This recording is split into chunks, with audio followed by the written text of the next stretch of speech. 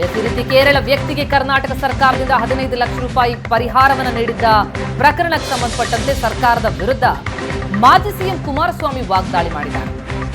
ರೈತರ ಪರಿಹಾರ ಕೇಳಿದ್ರೆ 2,000 ರೂಪಾಯಿ ಕೊಡ್ತಾರೆ. ರೈತರು ಬರಗಾಲದಿಂದ ತತ್ತರಿಸಿ ಹೋಗಿದ್ದಾರೆ.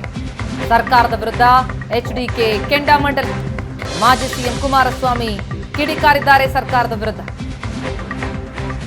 ರಾಷ್ಟ್ರೀಯ ನಾಯಕರು ಸಿದ್ದರಾಮಯ್ಯನವರ ರಾಷ್ಟ್ರೀಯ ನಾಯಕರು ಅವರಿಗೆ ಕೊಡೋರು, ಅವರಿಗೆ ಸಲಹೆ ಕೊಡೋರು, ಅವರ ಸಲಹೆ ಮೇರೆಗೆ 15 ಲಕ್ಷ ರೂಪಾಯಿನ ಕೊಟ್ಟಿದ್ದಾರೆ.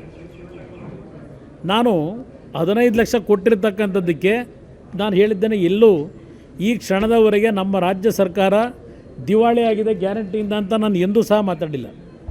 ಸರ್ಕಾರದಲ್ಲಿ ಹಣದ ಇವತ್ತು ಸದೃಢವಾಗಿರ್ತಕ್ಕಂಥ ಖಜಾನೆ ಇದು ಕರ್ನಾಟಕ ರಾಜ್ಯ ಸರ್ಕಾರ. ಇವತ್ತು 15 ಲಕ್ಷ ರೂಪಾಯಿಗಳನ್ನು ಏನು ಕೊಟ್ಟಿದ್ದಾರೆ ಮಹಾನುಭಾವರು. ನಮ್ಮ ರೈತರು ಪರಿಹಾರ ಕೇಳಿದ್ರೆ 2,000 ರೂಪಾಯಿ ಕೊಡ್ತಾರೆ. ಆ 2,000 ರೂಪಾಯಿನಲ್ಲೂ 25% ರಾಜ್ಯ ಸರ್ಕಾರದ್ದು, ಇನ್ನು 75% ಕೇಂದ್ರ ಸರ್ಕಾರದ ದುಡ್ಡದು. SDRFನಲ್ಲಿ ಏನು ಕೊಟ್ಟಿದ್ದೀವಿ 2,624 ಕೋಟಿ ಬಿಡುಗಡೆ ಮಾಡಿದ್ದೀವಿ. ಆ 624ರಲ್ಲಿ 75% ಕೇಂದ್ರ ಸರ್ಕಾರ, 25%